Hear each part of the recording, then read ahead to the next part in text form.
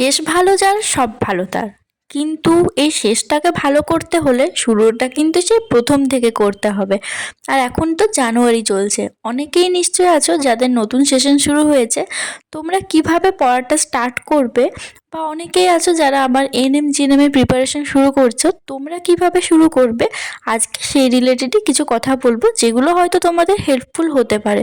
সবটাই কিন্তু নিজের অভিজ্ঞতার উপর ভিত্তি করেই বলবো, তাই আশা করি একটু হলেও কাজে লাগবে। তো হাই সবাইকে, আমি কোয়েল। আমার আর একটা ভ্লগে তোমাদের জানাই অনেক ওয়েলকাম। যারা প্রথমবার আমার ভিডিও দেখছো তাদের জন্য বলে রাখি, আমি এখন ফার্স্ট ইয়ারে পড়ছি, সেই সাথে এএনএম জিএনএম এর জন্য প্রিপারেশন নিচ্ছি। আজকের আমি শনিবারের ভ্লগ শেয়ার করছি, আর আমার কলেজ কিন্তু শনি রবিবারে ছুটি থাকে, সেজন্য 2টোর থেকে পড়তে বসেছিলাম, খাওয়া দাওয়ার পর একটু রেস্ট নেওয়ার পর। সব সময় কিন্তু আমি পড়তে বসি প্রায় ওই 2টোর দিকেই, যখন বাড়িতে থাকি, কারণ সকালে সেরকম একটা ঘুম ভাঙে না, সেজন্য সকালটা আমার বেশি পড়া হয় না।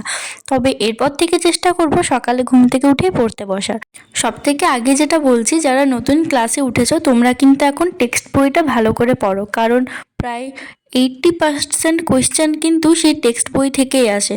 অনেক সময় দেখা যায় হয়তো আমরা রেফারেন্স বই এত বেশি পড়ি যে টেক্সট বইটা পড়ার সময়ই পাই না, আর পরীক্ষার হলে গিয়ে কোয়েশ্চেনগুলো ছেড়ে আসি, পরে আবার দেখা যায় সেটা টেক্সট বইয়েই ছিল।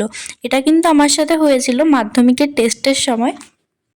আর সব থেকে বেশি ইম্পর্টেন্ট যেটা হচ্ছে, পড়ার আগে টু ডু লিস্টটা বানাও। এটা কিন্তু প্রতিদিনই করো। ঘুম থেকে ওঠার পর প্রথমবার যখন পড়তে বসছো, একটা খাতাতে কিংবা একটা নির্দিষ্ট ডায়েরিতে টু ডু লিস্ট বানাও, আজকে কোন কোন সাবজেক্ট পড়বে আর কোন সাবজেক্টের কোন চ্যাপ্টারটা পড়বে। এটা যদি একবার শুরু করতে পারো তাহলে দেখবে আগের থেকে পড়াশোনাটা অনেক বেটার হবে। যারা স্কুলে আছো বেশিরভাগ সবাই এমন একটা রুটিন বানায়, এমনকি আমি নিজেও এটা বানাতাম, যে একটা কাগজে 7 দিন 7টা বার লিখতাম, সেই সাথে লিখতাম কোন দিন কোন সাবজেক্টটা পড়বো। কিন্তু পরে গিয়ে দেখতাম সেই রুটিনটা কোথাও একটা দেওয়ালে টাঙানো তো টাঙানোই থেকে গেছে, সেটা আর ফলো করা হয়নি। তখন এই আইডিয়াটা মাথায় আসেনি, বা তখন এত ইউটিউবও ছিল না। এটা কিন্তু আমি ইউটিউব থেকেই শিখেছি, তারপর থেকে টু ডু লিস্টটা বানিয়ে পড়ছি। আর এর ফল হিসাবে আগে যেখানে দিনে মাত্র 5-6 ঘন্টায় পড়তাম, তার বদলে এখন সেটা 8 ঘন্টা বা 10 ঘন্টা পর্যন্ত পড়তে পারছি। এটা তো গেল টু ডু লিস্টের কথায়। আর একটা সব থেকে ইম্পর্ট্যান্ট জিনিস, তোমরা যারা যেখানে টিউশন নিয়েছো সেখানে প্রতিদিন যে জিনিসটা পড়াচ্ছেন বা যেটা লেখাচ্ছেন সেটা কিন্তু বাড়িতে এসে সেদিনকে পড়ো, তাহলে দেখবে অনেকটা রিলেট করতে পারবে, অনেকটা বেশি মনে থাকবে। আর একবার যদি সেই খাতাটা রেখে দাও যে পরে পড়বো বা কাল পড়বো, সেই কালটা কিন্তু অনেক দিন পর আসে, তখন দেখবে পাহাড় সমান পড়া জমে আছে, যেগুলো তোমরা কিছুই করতে পারো। অতগুলো নোটস দেখে অনেকটা ভয় পেয়ে যাবে যে এতগুলো কি করে এত তাড়াতাড়ি পড়বো। তার থেকে ভালো রোজের পড়াটা রোজ করো, তাহলে দেখবে অনেকটা ভালো রেজাল্ট পাবে।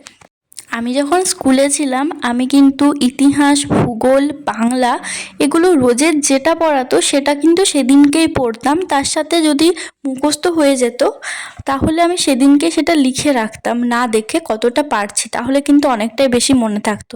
আর তার জায়গায় লাইফ সায়েন্স, ফিজিক্যাল সায়েন্স এই খাতাগুলো কিন্তু আমার পড়ার টেবিলের কোণায় কোথাও একটা রাখাই থাকতো। সেই টিউশন থেকে আসার পর সেগুলো খুলেও দেখতাম না, কারণ তখন আমার লাইফ সায়েন্স, ফিজিক্যাল সায়েন্স একদমই পড়তে ভালো লাগতো না, সেজন্য অনেক কম পড়তাম।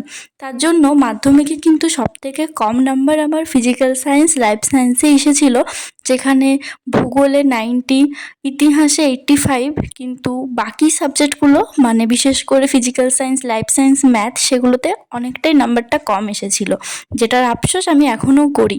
তাই তোমরা যাতে আমার মতো পড়ে রিগ্রেট না করো, তার জন্য এখন থেকে সব সাবজেক্টগুলো সমান গুরুত্ব দিয়ে পড়া শুরু করো। আমি উদাহরণগুলো মাধ্যমিক দিয়ে বলছি, কারণ মাধ্যমিকের সময় আমি বেশি অনেক কিছু ভুল করেছি, তো সেজন্য। কিন্তু এটা কিন্তু সমস্ত ক্লাসের পক্ষেই তোমরা অ্যাপ্লাই করতে পারো, তাছাড়া এনএম জিএনএমের জন্য অ্যাপ্লাই করতে পারো।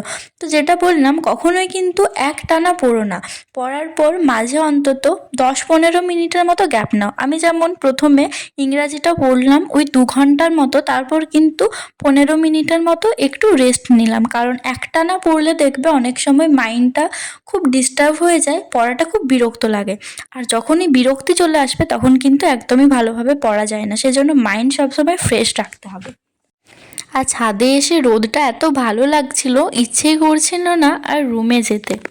কিন্তু ওই যে মাথায় আছে পড়তে হবে, মাইন্ডটাকে কিন্তু সবসময় কন্ট্রোলে রাখতে হবে, না হলে কিন্তু কিছুই ভালো করে করতে পারবো না। এখন যদিও আমার লাইফ সায়েন্স পড়ার কথা ছিল না বা টু ডু লিস্টে ছিল না, কিন্তু দেখছি এখন অনেকটাই টাইম আছে, তো একটু আগের দিন যেটা পড়েছি সেটা রিভিশন দিয়ে নিই। আগের দিন আমি স্নায়ুযন্ত্রটা পড়েছিলাম, অনেকগুলো এমসিকিউ আছে যেগুলো না একবার দুবার পড়লে ঠিক অতটা মাথায় থাকে না, 4-5 বার পড়ার পর অনেকটা মাথায় থেকে যাবে। আচ্ছা, যারা ভিডিওটা দেখছো, কে কোন ক্লাসে পড়ছো বা কে কিসের জন্য প্রিপারেশন নিচ্ছ আমাকে একটু কমেন্ট করো, তাহলে সেই রিলেটেড আমি একটু বেশি ভিডিও দেওয়ার চেষ্টা করব বা বুঝতে পারবো আমার ভিডিওটা কে কে দেখছে। আর সব থেকে ইম্পর্ট্যান্ট কথাটা তো আমার বলাই হলো না, পড়ার টাইমিংটা বা স্লটটা। তোমরা কিন্তু চেষ্টা করো নিজের পড়ার স্লটটাকে 3টে ভাগে ভাগ করতে। একবার ধরো সকালে পড়লে, তারপর বিকেলে, তারপর রাতে। মাঝে যদি একটু গ্যাপ থাকে তাহলে পড়তে ভালো লাগবে। আমার পড়ার টাইমিংটা মূলত 3টে স্লটেই আছে। যেদিন বাড়িতে থাকি একবার দুপুরবেলাতে পড়তে বসি, তারপর সন্ধ্যাবেলা, তারপর একেবারে রাত্রেবেলা। রাত বলতে কোনো দিন 10টা থেকে, কোনো দিন 11টা থেকে, যেদিন যেমন খাওয়া হয়, তারপর রাত 3টে পর্যন্ত। কিন্তু আসলে আমি সকালে উঠতে পারি না, সেজন্য একটু রাত হয়ে যায়। অবশ্য প্রতিদিন 3টে বাজে না, ওই ধরো 2টো পর্যন্ত হয়, কিন্তু আমার ভিডিও এডিটেড থাকে, সেজন্য ঘুমোতে ঘুমোতে প্রায় 3টে, সাড়ে 3টে বেজে যায়। আর বিকেলে চা খাওয়ার একটু পরেই আমার একটা ক্লাস ছিল, সেজন্য আর কিছুই তুলতে পারিনি, একেবারে রাত্রে খাওয়ারটা দেখাচ্ছি। হাই, এখন না ভিডিওটা এডিট করছিলাম, কিন্তু দেখছি আমার ক্লিপ শেষ হয়ে গেছে। মানে রাত্রে যেটা পড়েছি আজকে আর কিছুই তুলিনি, যদিও ভিডিওটা এমনিতে অনেকটা বড় হয়ে গেছে। আর আজকে না পড়াটা একটু তাড়াতাড়ি কমপ্লিট করেছি। এখন বাজে 1:45, আর পড়া আজকে শেষ হয়ে গেছে 1টার সময়তে। আজকে খুব ছোট ছোট টপিকগুলো রেখেছিলাম, কারণ আজকে আমি ভেবেছিলাম একটু তাড়াতাড়ি ঘুমিয়ে পড়বো, যাতে কাল সকালে তাড়াতাড়ি উঠতে পারি। কাল আমার সকালে খুব তাড়াতাড়ি ওঠার প্ল্যান আছে, সকালে উঠে পড়ার ইচ্ছা আছে। তো দেখি উঠতে পারি কি না, যদিও অ্যালার্ম দিয়ে ঘুমাবো, খুব চেষ্টা করব ঘুম থেকে ওঠার। উঠতে পারি, কিন্তু না অনেক সময় ওঠার পর ঘুমিয়ে যাই। প্রতিদিনই একবার সকালে মা ওঠায়, কিন্তু উঠি তারপর আবার ঘুমিয়ে পড়ি। তো এভাবেই চলছে, কিন্তু চেষ্টা করব কালকে ওঠার। কালকে হচ্ছে রবিবার, তোমরা যদিও ব্লগটা রবিবারে পাবে, শনিবারের ব্লগটা রবিবারে পোস্ট করব, রবিবারেরটা সোমবার। তো আজকের মতো ভিডিওটা এখানে শেষ করছি। আর আজকের ভিডিওতে তোমাদের একটু আমার নিজের অভিজ্ঞতা থেকে কিছু কথা শেয়ার করলাম। তো ভিডিওটা এখানেই শেষ করছি। সবাই খুব ভালো থেকো, সুস্থ থেকো, আর খুব ভালো করে পড়াশোনা করো। দেখা হচ্ছে অন্য একটা ভিডিওতে। Bye, good night.